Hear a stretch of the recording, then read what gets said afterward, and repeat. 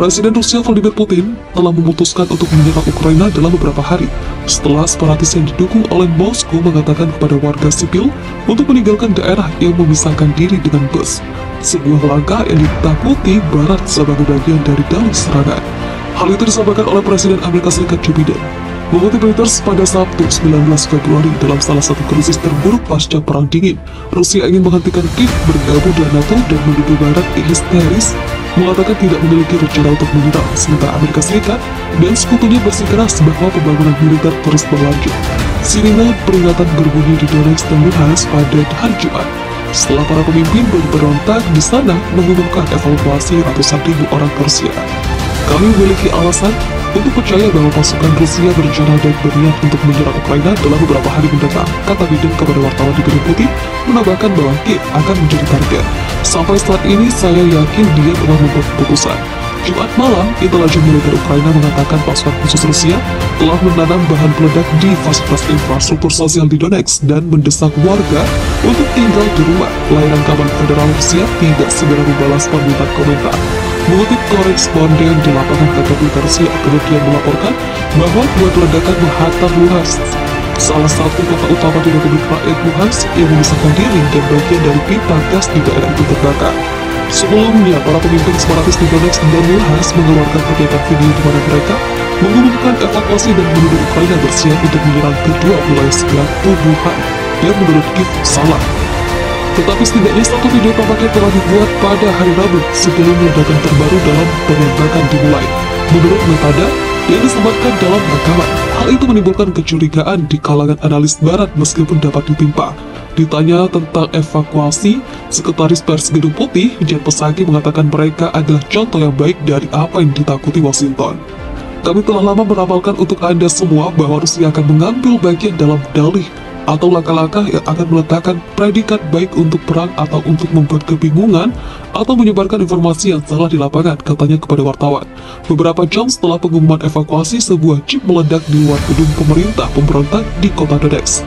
Wartawan Reuters melihat kendaraan itu dikelilingi pecahan peluru, sebuah roda terlempar akibat ledakan. Media Rusia mengatakan itu milik seorang pejabat separatis. Banyak keluarga di daerah yang sebagian besar berbahasa Rusia telah diberikan kewarganegaraan oleh Moskow, dan dalam beberapa jam, beberapa naik bus di titik evakuasi di Donetsk, di mana pihak berwenang mengatakan 700.000 orang akan pergi. Irina Lysandova mengatakan dia sedang berkemas untuk berpergian dengan ibunya yang sudah pensiun. Mama adalah seorang yang panik, katanya. Ayahnya Konstantin tidak ikut, ini adalah tanah air saya, katanya.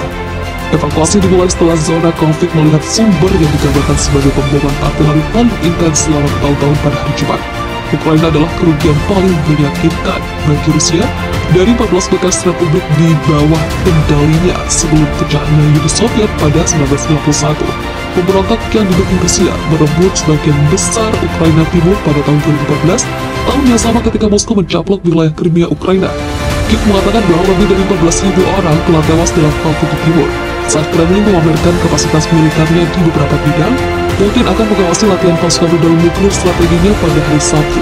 Rusia telah merilis rekaman yang menunjukkan bahwa pihaknya menarik pasukan dari perbatasan, tetapi Amerika Serikat malah yakin telah terjadi peningkatan antara 119.000 hingga 190.000 tentara dari 100.000 pada akhir Januari. Helikopter baru dan penyebaran kelompok tempur tank, pengangkut personel lapis baja, dan peralatan pendukung telah dikerahkan di Rusia dekat perbatasan yang menurut mangsa teknologis yang berbasis di Amerika Serikat yang melacak perkembangan dengan citra satelit. Kremlin memiliki puluhan ribu tentara yang menggelar latihan di Belarus, utara Ukraina, yang akan berakhir pada Minggu. Pemimpin Belarusia Alexander Lukashenko bertemu dengan Putin pada hari Jumat dengan mengatakan sebelumnya bahwa para tentara dapat tinggal selama diperlukan. Negara-negara Barat mengkhawatirkan konflik dalam skala yang tidak terlihat di Eropa setidaknya sejak Perang Yugoslavia dan Chechnya pada 1990-an ketika ratusan ribu orang tewas dan jutaan lainnya melarikan diri. Sebuah sumber diplomatik dengan pengalaman konflik selama bertahun-tahun menggambarkan penembakan hari Jumat sebagai yang paling intens sejak pertempuran besar di sana berakhir dengan gencatan senjata 2015. Mereka menembak semua orang dan segalanya.